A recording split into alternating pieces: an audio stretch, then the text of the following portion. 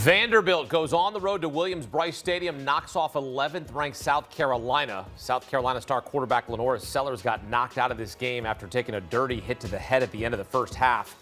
Vanderbilt linebacker Langston Patterson ejected for targeting, and South Carolina never recovered as the Commodores outscored the Gamecocks 17-0 in the second half to pull off the upset. As we welcome in former All-American tight end Adam Breneman, former Ohio State national champion Cardale Jones. And let's welcome in 24/7 Sports college football analyst Brad Crawford here to look ahead to the top 25 new poll released on Sunday. Number 11 South Carolina upset at home against unranked Vanderbilt. Brad, what are the implications of this result? Yeah, I think the Gamecocks will probably stay in the top 25, but they're going to be in that low 20s range. This was a really bad loss at home to a program that South Carolina had beaten 16 consecutive years and beat this same Diego Pavia squad last year by 3 touchdowns. Saturday night, Vanderbilt returned the favor. Once Lenora Sellers went out in the second quarter, that South Carolina offense has done nothing. So 2-1 after 3 weeks, but the Gamecocks have some real issues at the line of scrimmage. And then for South Carolina, you look at their schedule coming up as well. You got a Missouri team who's playing really good football. You got LSU, Oklahoma, Alabama, Ole Miss, A&M. They end the season with Clemson. Things do not get any easier for South Carolina. That front seven on defense, that offensive line is going to have to start playing better and protecting their quarterback a little bit. And guys, we talk about this a lot. It's already so early in the season. We're talking about college football playoffs. It's officially an uphill battle for South Carolina to even be in real conversations to make the college football playoffs, let alone just being in contention of the SEC and really putting yourself in position where you're a liable contender for it. Last time Vanderbilt started a season with 3 straight 20-point wins, 19-30. All right, 12th-ranked Clemson goes down as well, losing to Georgia Tech on a walk-off field goal. Tigers fall to 1-2 on the season. Brad, how far do they fall in the rankings? Yeah, I think Dabo Swinney's team is going to be out. Preseason top 10 team. Every year, the last 10 years, we've had a preseason top 10 finish unranked. Clemson looks like that team this year. Just after 3 games, discombobulated on both sides of the football. Cade Klubnik had 36 touchdown passes last year. Did not play well today. Did not look good the first 2 weeks either. So you see the fans there from Georgia Tech running on the field in Atlanta. Huge win for Brent Key, who's now 7-1 against ranked teams in ACC play. You know, this loss has that vibe of that Florida State Boston College loss last year where it just went downhill from here. And I'm getting that vibe right now with Clemson, a team that came in, like you said, with so much hype, returning your starting quarterback, returning all these great pieces around these guys, and really coming off an ACC championship win last year where you kind of snuck up and kind of caught the wave on the back end of your schedule. I don't see that happening this year. Yeah, and Cade Klubnik was a quarterback who I had a ton of expectation for, thought he would play like one of the very best quarterbacks in the country, just has not looked that way. Hasn't looked polished in the pocket. He's looked flustered at times. Also hasn't had a ton of help from his offensive line from a protection standpoint. But Cade Klubnik's one of the most experienced players in the country and has not looked like it. Brad, do you expect them to turn this around, or is this a situation where the rumblings get louder and louder because Dabo's not changing to this day and age of college football with NIL and the transfer portal? Yeah, Kim, it's going to be tough to force Dabo out. You know, has a huge buyout. He has won 2 titles there and has pretty much brought Clemson to national relevancy. But that feels so long ago now. That was 5 or 6 years ago. Last couple of years, Clemson has not been the elite program that we expect. And now, as these 2 analysts on this panel have said tonight, it is going to be downhill from here. The rest of the schedule, not all that favorable for a Tigers team that is not playing well at all. They're going to need some help from the rest of the ACC. They do have a game against Florida State looming, but they're going to need some help if they're going to get back to the ACC championship. College Football Playoff Selection Committee will release its first rankings on Tuesday, November 4th. We'll be here for that. Brad will be here for that. Brad gives us his top 12 teams each and every week leading up to the CFP rankings. Brad, I know there's a little bit of shuffling here. Take us through your top 12 predictions for Sunday. Yeah, for Sunday's AP poll, I think Ohio State will pretty much get every first-place vote. They kind of sleptwalk a little bit for 3 quarters of the night against Ohio, but won that game going away. Then you got Penn State, LSU, Oregon, Miami inside the top 5.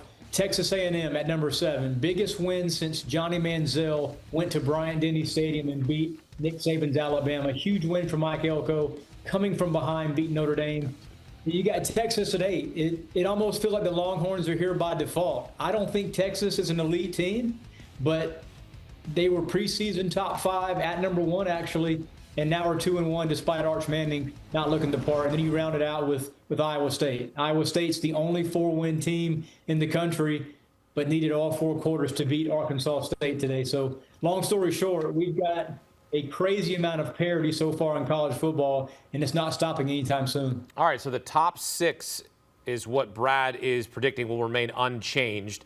And you see, Adam, there, Notre Dame's out, Texas A&M is in. What else sticks out to you there about his top 12? Yeah, I think one of the interesting spots is Illinois. I think he had at number 8 there. Illinois is a team that has a pretty favorable schedule despite their Ohio State game they play. Other than that, no ranked opponents on that schedule. They have a veteran quarterback in Luke Altmaier. Illinois is a team that I think we'll be looking in a few weeks from now and saying, hey, no one's talking about them. They're kind of sneaking up there, continuing to be in the top 10.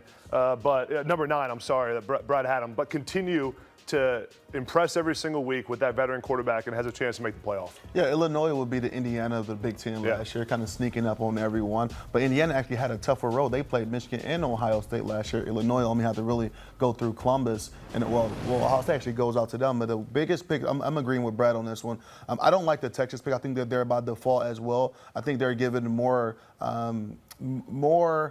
juice to a quality of loss versus other teams' qualities of wins. You look at Oklahoma's schedule right now, big win over Michigan and taking care of business versus teams like Temple this past week. And then you look at, clearly A&M is in front of them right now, but Illinois is another team that's taking care of business. Texas, 2-1 right now, but they just got booed at their own home stadium right now. That don't speak a top 10 team to me. I can see them outside the top 10, anywhere between that 11 to 13 mark right now. Notre Dame out of your top 12, rightfully so, after an 0-2 start. They were in the national championship last year. Brad, what is the path? Is there a path that is out there that is viable? Does it exist for Notre Dame to get to the college football playoff?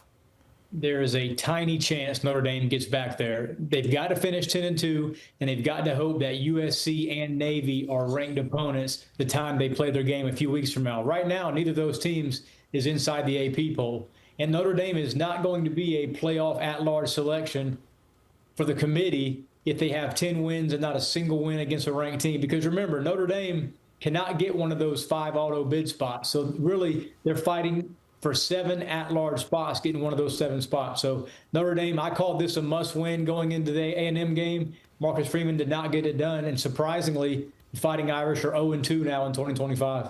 2 ranked opponents, Adam, 2 losses for Notre Dame, which is always tough when you schedule opponents of this quality to start your season. It's a risk that you take. Yeah. You saw Ohio State schedule Texas. You saw what happened in that game. Notre Dame lost the national championship to the Buckeyes. They got the game against Miami. They got the game against Texas A&M on this night, and you're trying to measure yourself against the rest of the country in a new season. But it's a tough start now to try to get to back to the college football playoff. Yeah, for Marcus Freeman now, it's just get your guys to show up next week and take it 1 week at a time. Sure. There is a chance. All you're asking for is a chance, right? Anything can happen. We're sitting here in week 3 of college football season. Again, I remember last year, after Notre Dame lost to Northern Illinois, everyone said the committee will never put in a team that lost like that at home to a group of 5 team. Notre Dame ends up making the playoff. A lot of stuff can happen. A lot of these teams on their schedule that are currently unranked could end up being ranked by the time they play. We'll see what do Miami and Texas A&M look like at the end of the season. So much can happen for Notre Dame. Yes, it's maybe a 10% chance, but Marcus Freeman is a great motivator. He knows how to get his guys to show up, and I think they'll play well the rest of the season. You know, the way to solve all of that for Notre Dame is to join the conference. Yeah, here we go. Here we go. That's how you solve all of that for them, and having those conversations of what if this and needed other things to happen outside of your power. Just join the conference and make that conversation a lot easier. Big Ten. It makes sense. Come on, man. Yeah, but now we're talking about getting rid of conference championships. So what does that matter? Like, we've got all these storylines here that you're like, if they join a conference, great. But then does it matter if we take away conference championships? Right? Like, if we take that away because of the playoff, it's eh. I think it's a double-edged sword. It's either you stay independent and you schedule more quality opponents, right, or you join the conference. Yeah, I'm with you. Brad Crawford, Adam Breneman, Cardale Jones here with us on CBS Sports HQ as we look ahead of the top 25 men. Thank you. And here's a look at the odds to win the national championship. IO. Number 1, Ohio State, the favorite to run it back. Followed closely, though, Cardale, by Penn State, Oregon, and Texas. Last school to win back-to-back natties, Georgia, in 2021 and 2022.